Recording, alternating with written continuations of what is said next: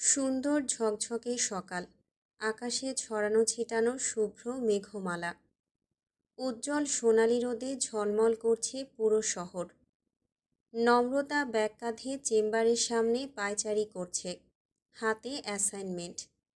সাদা নীল সালোয়ার কামিজ আর ঘন খোলা চুলে ভীষণ স্নিগ্ধ দেখাচ্ছে তাকে। নম্রতা পায়চারি থামিয়ে ঘড়ি দেখল, 10টা 29। ঠোঁটে ঠোঁট চেপে দরজার দিকে উকি দিল নম্রতা। ঠিক তখনই দরজা খুলে বেরিয়ে এলো আরফানের অ্যাসিস্ট্যান্ট। হ্যাংলা পাতলা ছেলেটা বিরক্ত কণ্ঠে বলল, নম্রতা মাহমুদকে? নম্রতা কপাল কুঁচকে বলল, আমি। স্যার আপনাকে ভেতরে যেতে বললেন, ভেতরে যান। নম্রতা মাথা হেলিয়ে আবারও ঘড়ির দিকে তাকালো। ঘড়িতে ঠিকঠাক 10টা 30। দুই হাতে অ্যাসাইনমেন্টের ফাইলটা চেপে ধরে ঠোঁট উল্টালো নম্রতা। দরজার দিকে এগিয়ে যেতে যেতে বিড়বিড় করল, ব্যাটা দেখি বহুত পাঞ্চুয়াল। দরজার সামনে দাঁড়িয়ে জোরে সোরে শ্বাস ছাড়ল নম্রতা। মন থেকে সব রকম ভাবনা উড়িয়ে দিয়ে মন ও মস্তিষ্ককে শান্ত করল। তারপর ধীর হাতে দরজা খুলে ভেতরে উকি দিল। আসতে পারি? আরফান গভীর মনোযোগে সামনে রাখা ফাইল ঘাঁটছিল।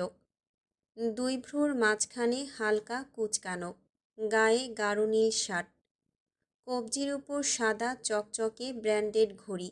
নম্রতার প্রশ্নে চোখ তুলে তাকালো আরফান। কুচকে থাকা ভ্রুজোড়া সোজা করে গমগমে কণ্ঠে বলল, আসুন। নম্রতা দরজাটা সাবধানে লাগিয়ে দিয়ে ভেতরে প্রবেশ করল। আরফানের টেবিলের কাছাকাছি এগিয়ে যেতেই বিচলিত হয়ে পড়ল নম্রতা। আরফান প্রথম থেকেই ঠান্ডা দৃষ্টিতে পর্যবেক্ষণ করছে তাকে। আরফানের ঠান্ডা গম্ভীর দৃষ্টি নম্রতাকে ক্রমেই বিভ্রান্ত করে দিচ্ছে। ছেলেটা কেমন অদ্ভুত ভঙ্গিতে তাকায়। ঠান্ডা মায়াভরা চোখ দুটো বুকের কোথাও তীরের মতো আটকে যায়। চোখ ফেরাতে দেয় না, ভাবতে দেয় না। চিন্তাগুলোকে করে দেয় এলোমেলো। ভারী টেবিলটার ঠিক সামনে গিয়ে দাঁড়ানোর পর নম্রতা উপলব্ধি করল, উজ্জ্বল শ্যামবর্ণের এই অসভ্য পুরুষটিকে আজ ভালো দেখাচ্ছে। নাকের ডগায় ঝুলে থাকা গাম্ভীর্যটাই যেন তাকে পরিপূর্ণ পুরুষ করে তুলেছে। নম্রতা টেবিলের সামনে দাঁড়াতেই গমগমে কণ্ঠে বলল আরফান, বসুন। নম্রতা জানে না কেন আরফানের এই ছোট্ট কথাতে চমকে উঠল। গলা শুকিয়ে এলো। সন্তর্পণে একটা দীর্ঘশ্বাস ফেলে চেয়ার টেনে বসল। ঠোঁটে ঠোঁট চেপে কয়েক সেকেন্ড চুপচাপ বসে রইল। আকাশ পাতাল চিন্তা ভাবনা করে হঠাৎই নিজেকে শক্ত স্বাভাবিক করে তুলল সে। মাথা তুলে সরাসরি আরফানের চোখের দিকে তাকালো। আরফান চেয়ারে ঠেস দিয়ে নম্রতার দিকেই তাকিয়েছিল। ঘাড়টা হালকা কাত, দৃষ্টি গভীর ও শান্ত। নম্রতা ছোট্ট করে শ্বাস ফেলে বলল, হ্যালো স্যার। আরফানের ঠোঁটের কোণায় হাসি দেখা গেল না। ব্যস্ত ভঙ্গিতে বলল, আপনার অ্যাসাইনমেন্ট। অপমানে নম্রতার ফর্সা মুখটা কালো হয়ে গেল। দাঁতে দাঁত চেপে হাতের অ্যাসাইনমেন্টটা এগিয়ে দিয়ে চুপ করে বসে রইল। আরফানা ঝামেলাহীনভাবেই স্বাক্ষর করল। স্বাক্ষর শেষে ফাইলটা এগিয়ে দিয়ে বলল, কমপ্লিট। আর কিছু? নম্রতা মাথা নেড়ে না জানালো। অ্যাসাইনমেন্টটা উল্টে পাল্টে দেখে নিতেই গম্ভীর কণ্ঠে বলল আরফান, তাহলে আসুন। আমার এখন ব্রেকফাস্টের সময়, একটু পর রাউন্ডে যেতে হবে। নম্রতা ব্যতিব্যস্ত হয়ে উঠতে নিয়েও হঠাৎই থমকে গেল। কিছু মনে পড়ার ভঙ্গিমা করে অন্যমনস্ক দৃষ্টিতে সামনের দেয়ালটির দিকে তাকিয়ে রইল। কপালের উপর চিন্তার ভাঁজ পড়ল। আরফান ভ্রু কুঁচকে বলল, কোনো সমস্যা? নম্রতা জিহ্বা দিয়ে উপরের ঠোঁটটা ভিজিয়ে নিয়ে আরফানের দিকে তাকালো। দাঁত দিয়ে নিচের ঠোঁটটা কামড়ে ধরে ভীষণ অস্বস্তি নিয়ে বলল, একটা প্রশ্ন করতে পারি? আরফান একই ভঙ্গিমায় উত্তর দিল, বলুন। নম্রতার অস্বস্তি আরও বাড়ল। অস্থির দৃষ্টিতে এদিক ওদিক তাকিয়ে নিজেকে সামলে নেওয়ার চেষ্টা করল। আরফান পুরোটা সময় তীক্ষ্ণ দৃষ্টিতে পর্যবেক্ষণ করল নম্রতাকে। মেয়েটা একটু কেমন যেন, অদ্ভুত খ্যাপা আবার পাগলাটে। আরফান কয়েক মিনিট অপেক্ষা করে বলল, কি হলো, বললেন না? নম্রতা আমতা আমতা করে বলল, আপনার বন্ধু নিশাত সম্পর্কে প্রশ্ন করার ছিল। আরফানের দৃষ্টি তীক্ষ্ণ হলো, খানিকটা বিস্ময় আর কৌতূহল নিয়ে বলল, নিশাত সম্পর্কে কী প্রশ্ন আপনার? আপনি নিশাতকে চেনেন? নম্রতার হৃৎপিণ্ড কাঁপছে। পরের প্রশ্নটা করতে গিয়ে জিহ্বা ভারী ভারী লাগছে। আচ্ছা, সত্যি কি নিশাদই নম্রতার সে? আরফান কি তাকে পৌঁছে দিতে পারবে তার গন্তব্যে? নম্রতা অনেক কষ্টে প্রশ্ন করল, আচ্ছা, উনি কি খুব পড়াকু? ঘন ঘন লাইব্রেরিতে যাওয়ার অভ্যেস আছে ওনার? আরফান অবাক হয়ে বলল, হ্যাঁ, কিন্তু কেন? নম্রতা উত্তেজিত কণ্ঠে বলল, উনি খুব গুছিয়ে কথা বলতে পারেন, তাই না? আরফান সরু চোখে তাকালো। পর মুহূর্তেই ঠোঁটের কোণে ফুটে উঠল বাঁকা হাসি। ঠেসমারা কণ্ঠে বলল, ওয়েট ওয়েট, প্রেমে টেমে পড়েছেন নাকি নিশাদের? ওহো, গ্রেট। আপনার জন্য অসম্ভব কিছুই না। আরফানের কথায় অনুভূতি নামক প্রজাপতিরা যেন প্রমোদ গুনল। মুহূর্তেই রঙিন প্রজাপতিগুলো মিলিয়ে গিয়ে বিবর্ণ হয়ে উঠল চারপাশ। দেবে থাকা রাগটা ফুঁস করে উঠল। চেয়ার থেকে তড়িৎ বেগে উঠে দাঁড়িয়ে তপ্ত কণ্ঠে বলল নম্রতা, যে যেমন তার কাছে পৃথিবীর সবার চরিত্র তেমন। কথায় আছে না, সাপের হাঁচি বেঁধে চেনে। আসছি। ডক্টর আরফান আলম স্যার, আল্লাহ হাফেজ। কথাগুলো বলে আর এক মুহূর্ত দাঁড়ালো না নম্রতা।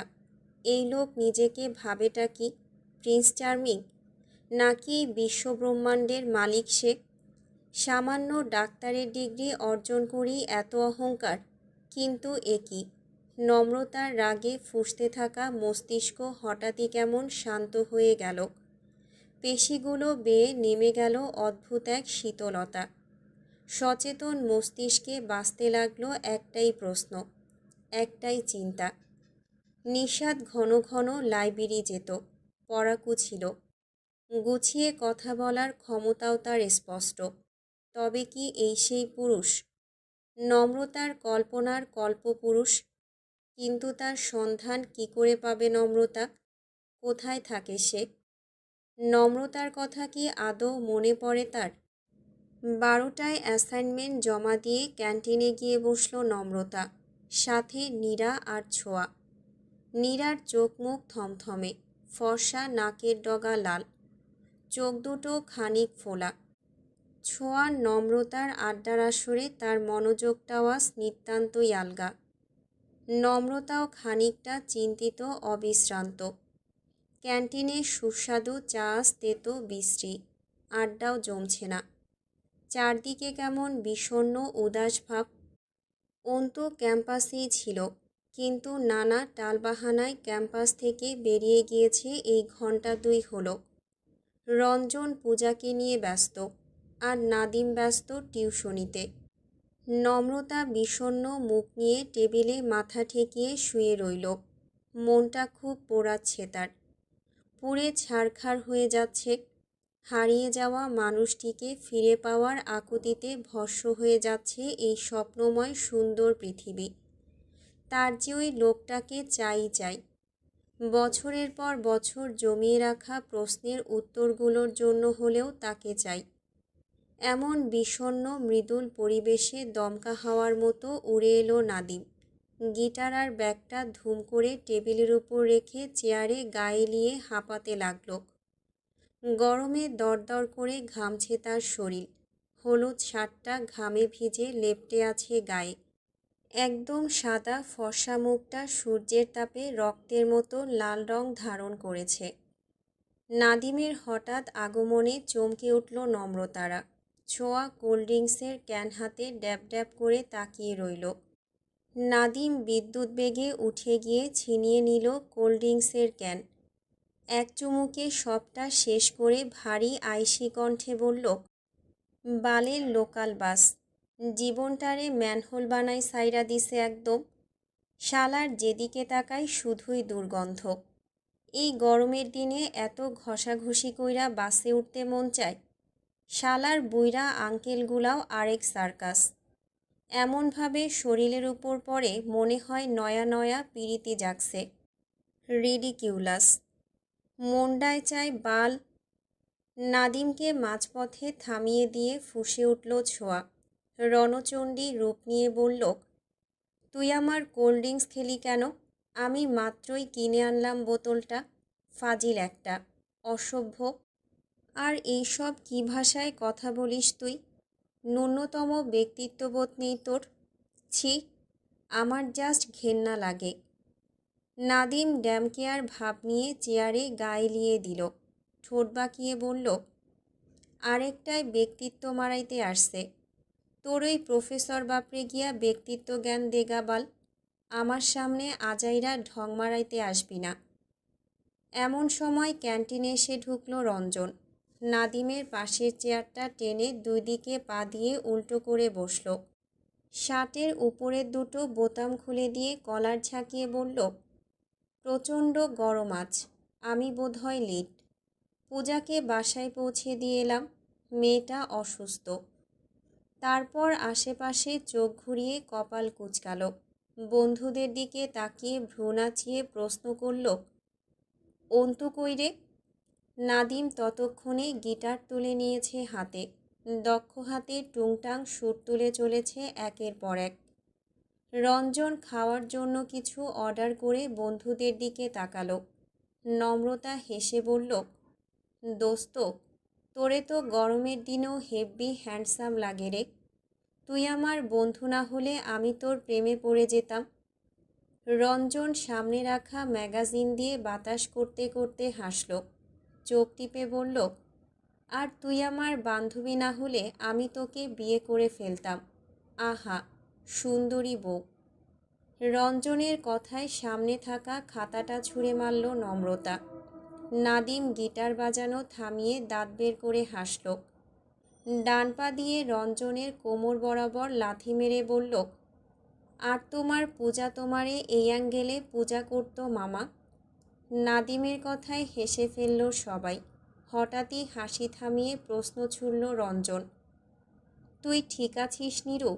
চোখ মুখ এমন লাগছে কেন? নীরা হাসার চেষ্টা করল। দৃঢ় কণ্ঠে বলল, আমার কি হবে, ঠিক আছি আমি। সবার চোখ এবার নীরার দিকে আটকে গেল। নাদিম টেবিলের উপর ঝুঁকে পড়ে বেশ খেয়াল করে দেখল। চোখ মুখ বিকৃতি করে বলল, জামাই মইরা গেছে নাকি রে?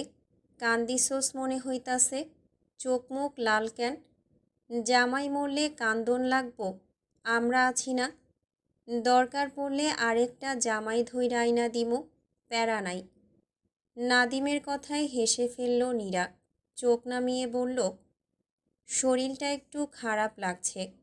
নম্রতা তাড়াহুড়ো করে নীরার কপালে হাত রাখল। কপাল কুঁচকে বলল, জ্বর টর তো নেই, কি হয়েছে বলতো? কেঁদেছিস কেন? নম্রতার কথার মাঝেই বন্ধুদের আড্ডা এসে পৌঁছালো অন্তু। মুখ ভার করে পাশের টেবিল থেকে চেয়ার টেনে রঞ্জনের পাশে বসল। নীরা অন্যদিকে তাকিয়ে রুদ্ধ কণ্ঠে বলল, কাঁদিনি তো। কথাটা শুনে চোখ তুলে তাকালো অন্তু। টিস্যু দিয়ে চোখ মুখ আর ঘাড়ের ঘাম মুছতে মুছতে বলল, কেঁদে কেটে মরে যাওয়ার মতো কি হয়েছে? আশেপাশের মানুষ কেঁদে কেটে অমাবস্যা নামাই ফেলছে দেখি। নাদিম গিটারে দ্রুততর টোন বাজিয়ে বলল, উক্ত মহিলার জামাই ইন্তেকাল ফরমাইয়াছেন। তাহাকে অতি শীঘ্রই একটা জামাই গিফটাইতে হইবে। এই মহান কাজের জন্য তোমরা তৈরি সেনা? সবাই টেবিলে হাত বাজিয়ে উচ্ছ্বসিত কণ্ঠে বলল, ইয়েস। নীরার সামনে থাকা বইটা নাদিমের দিকে ছুঁড়ে দিয়ে হেসে ফেলল। মুখে বলল, চুপ থাক হারামি। নাদিম বইটা ক্যাচ ধরে বিগলিত হাসল। ধীরে ধীরে কাটতে লাগলো উত্তপ্ত দুপুরের বিষণ্ণতা। জমে উঠল আড্ডা, মেতে উঠল প্রতিটা প্রাণ। কর্মব্যস্তময় দীর্ঘদিনটা পার করার পর রাতে যখন ফোনটা হাতে নিল নম্রতা, ঠিক তখনই মনে পড়ে গেল আরফান নামক অসভ্য লোকটির কথা। আরফানকে অনলাইনে দেখেই সকালের অপমানগুলো রন্ধে রন্ধে বাজতে লাগলো। আরফানের প্রোফাইলের দিকে কিছুক্ষণ অগ্নিদৃষ্টিতে তাকিয়ে থেকে ইনবক্সে ঢুকল। নির্ভুল বাংলায় লিখল, আপনার মতো অসভ্য, অভদ্র আর ইতর মানুষ আমি আমার জীবনে দ্বিতীয়টি দেখিনি। একটা মেয়েকে কতটা বাজেভাবে হেনস্থা করেছেন আপনি। কাল আমাকে হিপোক্রেট বললেন। হিপোক্রেট মানে বোঝেন আপনি? দেখে তো মনে হয় নকল টকল করে প্রফেসরকে টাকা খাইয়ে নয়তো নকল সার্টিফিকেট দিয়ে ডাক্তার হয়ে গিয়েছেন। এভাবে শুরু করে মাথায় যা এলো তাই লিখে ইনবক্স ভরিয়ে ফেলল নম্রতা। আরফান অনলাইনেই ছিল। নম্রতার লেখা প্রত্যেকটা মেসেজ আরফান সিন করছে দেখে নম্রতার বুকে একাকার স্বস্তি মিলল।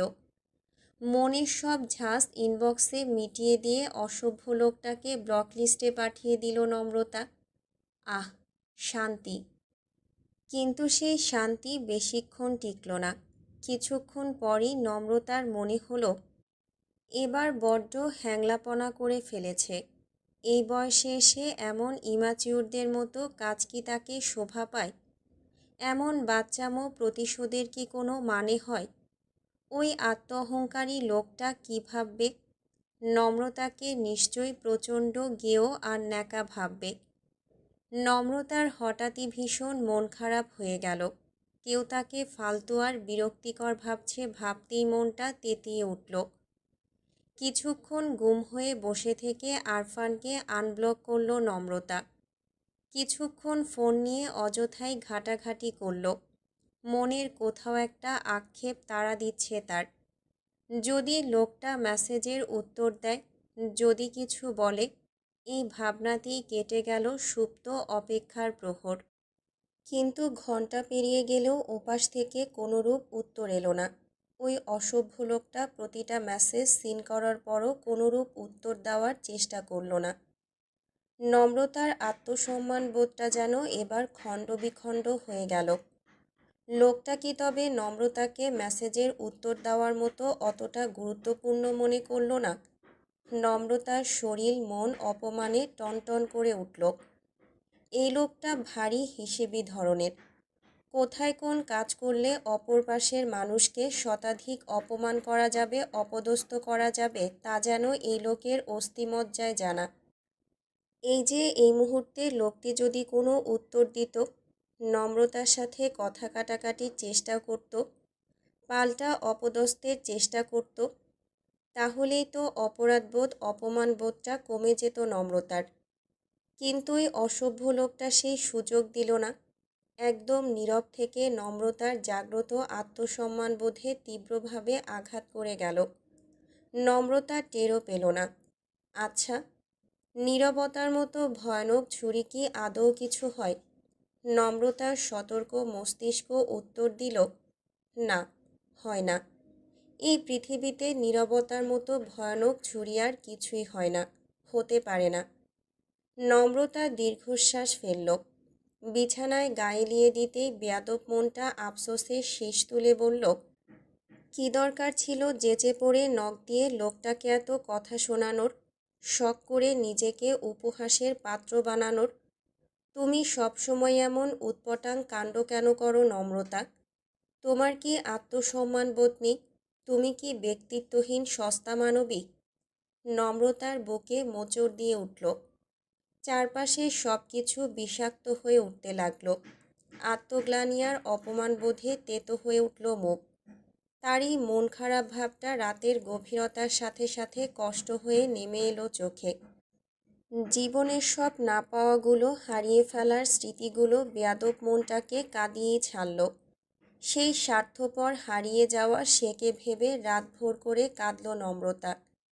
পূর্ব আকাশে যখন আলো ফুটল, লাভার লজ্জায় রাঙা হলো বিশাল আকাশ। ঠিক তখনই দুই দণ্ডের ঘুম নেমে এলো নম্রতার চোখে। জ্বালা পোড়াময় ফোলা চোখ দুটো নিয়ে ঘণ্টাখানিকের জন্য চোখ বুজল নম্রতা। ঘুমের মাঝেও নম্রতা দেখতে পেল পুরাতন সেই বই। হাজার হাজার নীল চিরকুট, আর তার মাঝে নীল পাঞ্জাবি গায়ে সুদর্শন এক পুরুষ।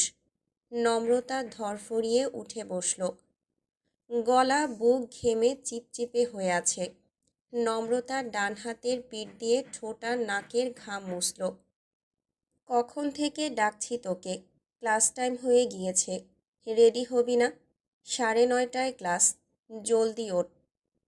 নম্রতা ফাঁকা মস্তিষ্কে নীরার দিকে তাকালো। নীরা চুলে চিরুনি চালাচ্ছে। গায়ে তার কাঁচা হলুদ রঙের জামা, ফর্সা গায়ে সুন্দর দেখাচ্ছে কাঁচা হলুদ রং। নম্রতা বোবা দৃষ্টিতে কিছুক্ষণ তাকিয়ে থেকে দুই হাতে মাথা চেপে ধরল। ওই পুরুষটা, ওই নীল পাঞ্জাবি পরনে পুরুষটার চেহারা মনে পড়ছে না তার, অথচ স্বপ্নে কত পরিচিত লাগছিল তাকে। মনে হচ্ছিল কত আপন, কত ভালোবাসাময় সেই মুখ, সেই ঠোঁট আর সেই নীলরঙা পাঞ্জাবি। নীরা আবারও তাড়া দিতেই অলস ভঙ্গিতে বিছানা থেকে নেমে দাঁড়ালো নম্রতা। কালো প্লাজোর সাথে পরা ঢলঢলে টি শার্টটা টেনে টুনে ঠিক করতে করতেই সিদ্ধান্ত নিল আজ আবারও গ্রন্থাগারে যাবে সে। সেই বইটাকে বুকে জড়িয়ে বসে থাকবে অনেকক্ষণ। মলাটের নিচের গন্ধ শুকবে। এতগুলো বছরের আদান প্রদানেও সেখানে কি সে নিজস্ব মিষ্টি গন্ধটা জমা হয়নি একটুও না। নম্রতা ওয়াশরুমে যাওয়ার পরপরই ভার্সিটির বই গুছাতে মন দিল নীরা। ক্লাস অনুযায়ী বইগুলো নাড়াচাড়া করতেই একটা বই থেকে টুপ করে নিচে পড়ে গেল একটা চিরকুট। নীরা ভ্রু কুঁচকে চিরকুটটার দিকে তাকিয়ে রইল। তারপর ভারী বিস্ময় নিয়ে তুলে নিল ছোট্ট সাইজের সেই কাগজের টুকরা। কাগজটা মেলে ধরতেই টানা টানা চিরপরিচিত অক্ষরগুলো ভেসে উঠল চোখের সামনে। মাত্র দুটো লাইনে সেই লেখাতেই নীরার বিক্ষিপ্ত অশান্ত মনটা শান্ত হয়ে গেল। নীরা টলমলে অনুভূতি নিয়ে সেই লাইন দুটো আবারও পড়ল। জীবনে আর কখনো ভালোবাসতে বলবো না তোকে, তবুও কাঁদিস না প্লিজ। আমাকে ভালো না বাসলেও সহ্য করতে পারবো। চোখের সামনে অন্য কাউকে ভালোবাসবি সেটাও সহ্য করে নেব, কিন্তু তোর কান্নাটা সহ্য হবে না। এই নিরু পাখি, কাঁদিস না প্লিজ। চিরকুটটা হাতের মুঠোয় আঁকড়ে ধরে পাশের চেয়ারটাতে বসে পড়ল নীরা। বুকের ভেতর উথাল পাথাল ঢেউয়ের সাথে উতলে উঠল কান্না। এই ছেলেটা কেন এত ভালোবাসে তাকে? তার মতো স্বপ্নহীন মেয়েটিকেই কেন ভালোবাসতে হলো তার? আর কেনই বা এমন অদ্ভুত মিষ্টি তার প্রকাশভঙ্গি? নীরার মতো পোড়া কপালি মেয়ের জন্য অত ভালোবাসাও জমা থাকে বুঝি?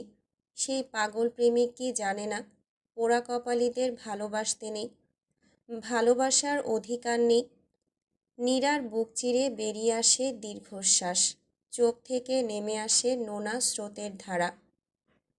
তেজস্বী সূর্য অনেকটাই মিয়ে এসেছে। ত্যক্ত গরমটা সয়ে এসেছে শরীরে।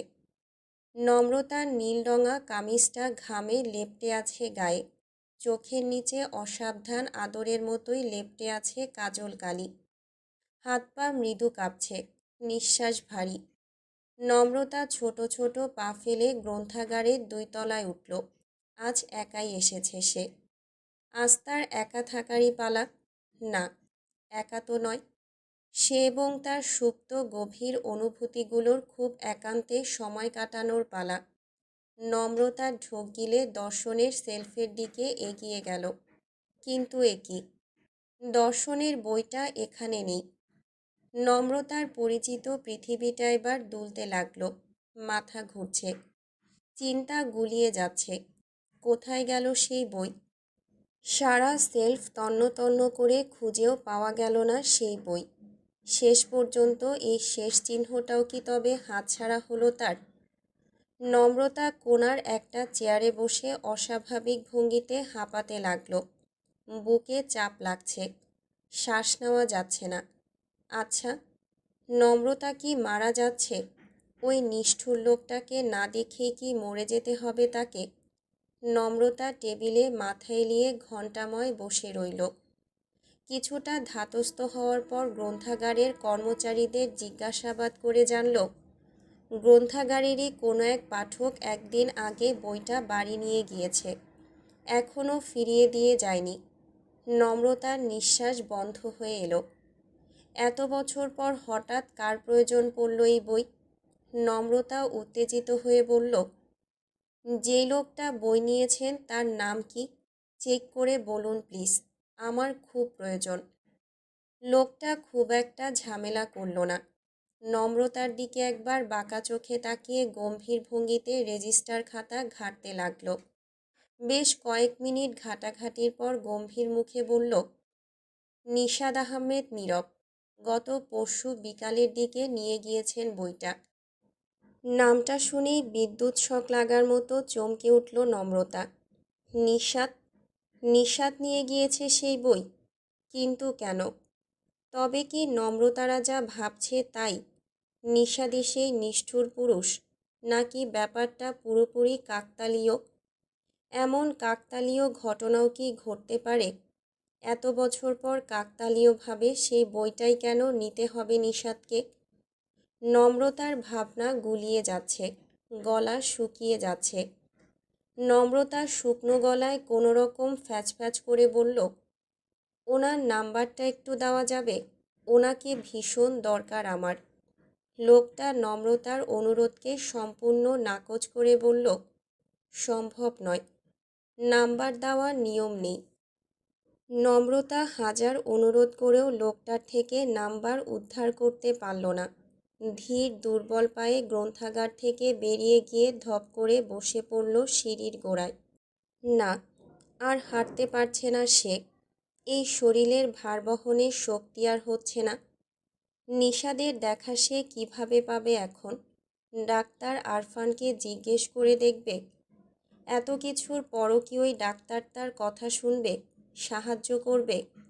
নম্রতা সিঁড়ির রেলিংয়ে ঠেস দিয়ে ব্যাগ থেকে ফোন বের করল। ডায়ালে প্রথমেই নাদিমের নাম্বার থাকায় তাকেই ফোন করল প্রথম। দুইবারের চেষ্টায় ফোনে পাওয়া গেল তাকে। ফোন ধরেই ওপাশ থেকে বিরক্ত কণ্ঠে বলল, টিউশনি করাইতেছি বাল, বেহুদা ফোন দিয়া ডিস্টার্ব করতাছস কেন? নম্রতা দুর্বল শরীরে জোরে জোরে শ্বাস নিল। জিহ্বা দিয়ে ঠোঁট ভিজিয়ে নিয়ে বলল, সরি দোস্ত, তুই একটু রঞ্জন, অন্তু, নীরা কাউকে ফোন দিয়ে শাহাবাগ গ্রন্থাগারে আসতে বলবি, জলদি। এইটুকু বলতেই কান্নায় গলা ভিজে গেল নম্রতার। নাদিম চিন্তিত কণ্ঠে বলল, রঞ্জন তো পুরান ঢাকায় গেছে, অন্তু কই আছে জানি না, কিন্তু হইছেটা কি? কই তুই, ঠিক আছিস? আমি শাহাবাগে, গ্রন্থাগারের সিঁড়িতে বসে আছি, আমাকে নিয়ে যেতে বল, হাঁটতে পারছি না।